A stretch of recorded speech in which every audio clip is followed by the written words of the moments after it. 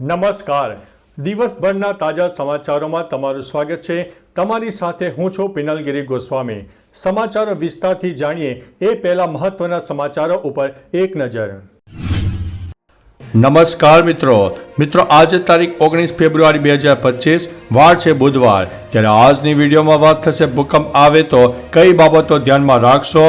ત્યારે વાત થશે મોટી ઘટના, લેન્ડિંગ દરમિયાન ક્રેશ થયું છે વિમાન. આગળ વાત થશે જેતપુર મતગણતરી કેન્દ્ર પર વીજળી ડૂલ થઈ ગઈ હતી. ત્યારે વાત થશે ગોમતીપુરમાં 1550 ચોરસ ફૂટના 4 ગેરકાયદેસર બાંધકામ તોડી પાડવામાં આવ્યા છે. આગળ વાત થશે અમદાવાદમાં અકસ્માતનો સિલસિલો યથાવત જોવા મળ્યો છે. ત્યારે વાત થશે જિલ્લા પંચાયતની પેટા ચૂંટણીમાં તમામ બેઠકો ઉપર ભાજપ વિજેતા થયું છે. આગળ વાત થશે વલસાડ નગરપાલિકામાં વોર્ડ નંબર 3માં રચાયો છે ઇતિહાસ. ત્યારે વાત થશે ગુજરાતથી કેજરીવાલ માટે સારા સમાચાર સામે આવ્યા છે. આગળ વાત થશે અમદાવાદના સાણંદમાંથી ઝડપાયું છે કોલ સેન્ટર. ત્યારે વાત થશે સુરત વોર્ડ નંબર 18ની પેટા ચૂંટણીમાં ભાજપની જીત થઈ છે. ત્યારે વાત થશે ગ્વાલિયર ઝૂમાંથી વાઘની જોડી કાંકરિયા લાવવામાં આવી છે. આગળ વાત થશે ગુજરાતમાં દેખાયા લોરેન્સ બિશ્નોઈના પોસ્ટર. ત્યારે વાત થશે નવી દિલ્હી રેલવે સ્ટેશન ઉપર થયેલી નાસભાગમાં તંત્રની બેદરકારી સામે આવી છે. ત્યારે વાત થશે કોંગ્રેસની જ્યાં પણ કમજોરી હશે તેને સુધારીશું. ત્યારે વાત થશે પાલિકાઓમાં કમળનું રાજ, પરિણામ બાદ બબાલ થઈ હતી. હવે મિત્રો સમાચારો વિસ્તારથી. રાજ્યમાં કમળ ખીલી રહ્યું છે ત્યારે સ્થાનિક સ્વરાજ્યની ચૂંટણીમાં 50થી વધુ પાલિકાઓમાં ભાજપ જીતી ગયું છે. ઉપરાંત જૂનાગઢમાં મહાનગરપાલિકાના પરિણામ જાહેર થયા બાદ બબાલ થઈ હતી, જેમાં ચિત્તાખાના ચોક પાસે વોર્ડ નંબર 8ના વિજેતા ઉમેદવારની રેલીમાં પથ્થરમારો થયો. માહિતી છે કે આપના કાર્યકર્તાએ કોંગ્રેસના નેતા પર હુમલો કર્યો. અહીં ચુસ્ત પોલીસ બંદોબસ્ત ગોઠવવામાં આવ્યો હતો. ઈજાગ્રસ્તોને હોસ્પિટલમાં લઈ જવામાં આવ્યા હતા. મિત્રો અન્ય મહત્વના સમાચારની વાત કરીએ તો કોંગ્રેસની જ્યાં પણ કમજોરી હશે તેને સુધારીશું. જાહેર થયેલા સ્થાનિક સ્વરાજ્યની ચૂંટણીના પરિણામમાં ભાજપ સામે ફરીથી કોંગ્રેસ નબળી પડી છે. ઘણી બેઠકો પર કોંગ્રેસને હાર મળી છે. આ વચ્ચે કોંગ્રેસ નેતા અમિત ચાવડાનું નિવેદન સામે આવ્યું છે. તેમણે કહ્યું છે કે ચૂંટણી પરિણામોની સમીક્ષા કરવામાં આવશે. જનતાને જે પણ જનાદેશ છે તે અમે સ્વીકારીએ છીએ. કોંગ્રેસની જ્યાં પણ કમજોરી હશે તેને સુધારીશું.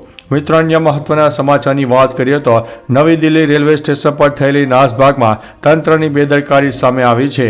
નવી દિલ્હી રેલવે સ્ટેશન પર શનિવારે રાત્રે થયેલી નાસભાગ અંગે RPF રિપોર્ટ તૈયાર કર્યો છે.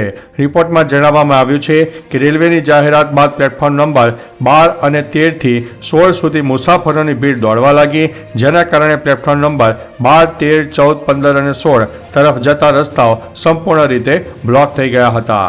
મિત્રો અન્ય મહત્વના સમાચારની વાત કરીએ તો ગુજરાતમાં દેખાયા લોરેન્સ બિશ્નોઈના પોસ્ટર. એક તરફ સ્થાનિક સ્વરાજ્યની ચૂંટણીના પરિણામો જાહેર થઈ રહ્યા હતા, બીજી તરફ ખેડાના મેમદાવાદમાં કુખ્યાત ગેંગસ્ટર લોરેન્સ બિશ્નોઈના પોસ્ટર સાથે સમર્થકો જોવા મળ્યા હતા. આ ઘટના મેમદાવાદ સોનાવાલા હાઈસ્કૂલ ખાતેની છે. મેમદાવાદના ચૂંટણી પરિણામોમાં લોરેન્સ બિશ્નોઈના પોસ્ટર સાથે ઉજવણી કરાઈ. ભારે પોલીસ બંદોબસ્ત વચ્ચે જીતેલા ઉમેદવારને વધાવવા લોરેન્સના પોસ્ટર ફરકાવવામાં આવ્યા હતા. મિત્રો અન્ય મહત્વના સમાચારની વાત કરીએ તો ગ્વાલિયર ઝૂમાંથી વાઘની જોડી કાંકરિયા લાવવામાં આવી છે. કાંકરિયા પ્રાણી સંગ્રહાલય અને ગ્વાલિયરના ગાંધી પ્રાણી ઉદ્યાન વચ્ચેના પ્રાણી અને પક્ષી વિનિમય અનુસાર કાંકરિયા ઝૂ ખાતે વાઘની 1 જોડી અને કાડિયાની 5 જોડી લાવવામાં આવી છે. ગ્વાલિયરના ઝૂમાંથી 3 ટ્રક દ્વારા આ પ્રાણીઓને કાંકરિયા ઝૂમાં લાવવામાં આવ્યા હતા અને નિયમ અનુસાર હાલમાં તેમને 1 મહિના સુધી ક્વોરન્ટાઇન રાખવામાં આવશે અને ત્યારબાદ મુલાકાતીઓ માટે ખુલ્લા મૂકવામાં આવશે. મિત્રો અન્ય મહત્વના સમાચારની વાત કરીએ તો સુરત વોર્ડ નંબર 18ની પેટા ચૂંટણીમાં ભાજપની જીત થઈ છે. સ્થાનિક સ્વરાજ્યની ચૂંટણીમાં સુરત વોર્ડ નંબર 18ની પેટા ચૂંટણીમાં ભાજપ ઉમેદવાર જીતુ કાછડની જીત થઈ છે. જીત બદલ સુરત ખાતે ઉજવણી કરવામાં આવી. પર્વત પાટિયા સ્થિત ભાજપ જનસંપર્ક કાર્યાલય ખાતે ઉજવણીનો માહોલ છવાયો. ફટાકડા ફોડીને ઢોલ નગારા સાથે ઉજવણી કરવામાં આવી હતી. મિત્રો અન્ય મહત્વના સમાચારની વાત કરીએ તો અમદાવાદના સાણંદમાંથી ઝડપાયું છે કોલ સેન્ટર. અમદાવાદના સાણંદમાંથી અણદેજના ફાર્મ હાઉસમાં કોલ સેન્ટર ચાલતું હોવાની વાત સામે આવતા સાણંદ પોલીસે તારીખ સૈયદ અને અશફાક કાજીની ધરપકડ કરી છે. જ્યારે મુખ્ય આરોપી હારૂના વાઘેલા પોલીસ ચોપડે ફરાર છે. આ આરોપીઓ લોનની લાલચ આપીને અલગ અલગ આંગડિયા પેઢીઓ મારફતે મેળવીને અમેરિકન નાગરિકો પાસેથી પૈસા પડાવવાની પ્રવૃત્તિ અને છેતરપિંડી કરતા હતા. મિત્રો અન્ય મહત્વના સમાચારની વાત કરીએ તો ગુજરાતથી કેજરીવાલ માટે સારા સમાચાર છે. ગુજરાતમાં સ્થાનિક સ્વરાજ્યની ચૂંટણીમાં આપને ફાયદો થયો છે. દેવભૂમિ દ્વારકામાં સલાયાના વોર્ડ નંબર 1 અને 2માં આપ છવાયો છે. વોર્ડ નંબર 1માં પાર્ટીના બધા ઉમેદવારો જીત્યા છે. વોર્ડ નંબર 2માં પણ આપના ચારેય ઉમેદવાર જીત્યા છે. જૂનાગઢના માગરોળ નગરપાલિકાના વોર્ડ નંબર 3માં આપના 4, કરજણ નગરપાલિકામાં આપના 5 કાઉન્સિલરો અને દેડિયાપાડાના તાલુકાની ઝાક તાલુકા પંચાયતની બેઠકમાં આપના ઉમેદવાર જીત્યા છે. મિત્રો અન્ય મહત્વના સમાચારની વાત કરીએ તો વલસાડ નગરપાલિકામાં વોર્ડ નંબર 3માં રચાયો તે ઇતિહાસ. વલસાડ નગરપાલિકામાં વોર્ડ નંબર 3માં કોંગ્રેસના ઉમેદવાર ગિરીશભાઈ દેસાઈની હાર થઈ છે. વોર્ડ નંબર 3માં પણ ભાજપને ફાળે ગઈ છે, જેમાં ભાજપના ઉમેદવાર યોગીની શાહનો વિજય થયો છે અને વર્ષોથી જીતતા કોંગ્રેસના ઉમેદવાર ગિરીશભાઈની હાર થઈ છે.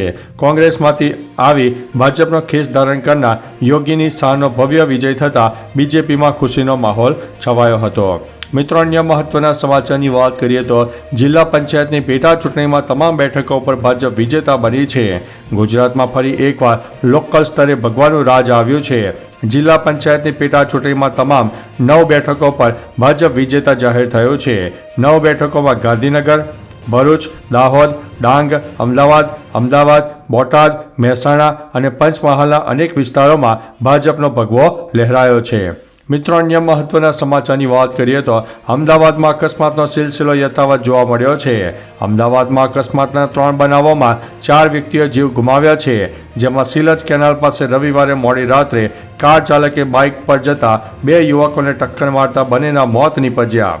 અન્ય બનાવમાં એસપી રિંગ રોડ પર બાઇક પર જતા 2 યુવકોને ટ્રક ચાલકે ટક્કર મારતા એક વ્યક્તિનું મોત નીપજ્યું હતું, જ્યારે ચાંદખેડા આઈઓસી રોડ પર સગીર સ્કૂટર ચાલકે 80 વર્ષના વૃદ્ધને અડફેટે લેતા મોત થયું છે.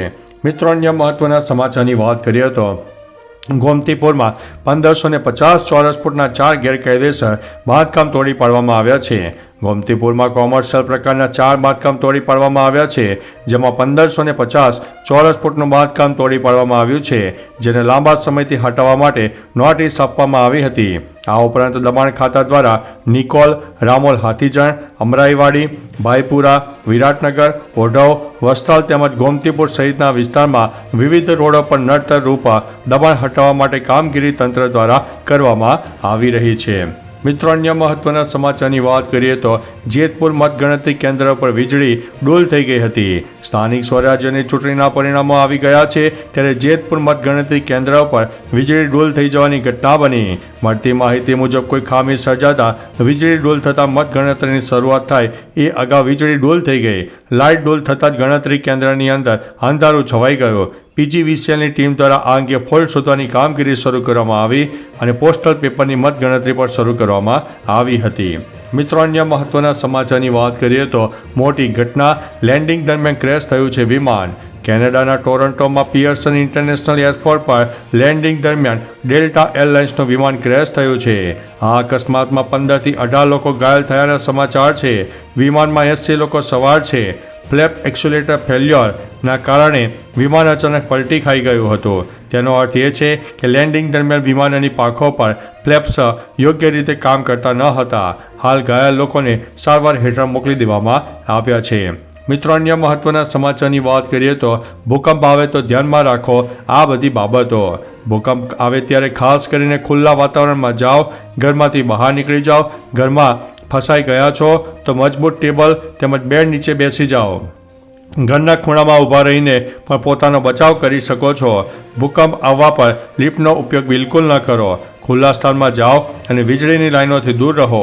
કોઈ પણ મજબૂત ટેબલ તેમજ ફર્નિચરની નીચે છુપાઈ જાઓ. જ્યાં સુધી આંચકા બંધ નહીં થાય ત્યાં સુધી નીચે બેસી રહો. તો ચાલો મિત્રો, ફરીથી દેશ અને દુનિયાના સુપરફાસ્ટ સમાચાર લઈને મળતા રહીશો. ત્યાં સુધી અમને રજા આપશો. નમસ્તે.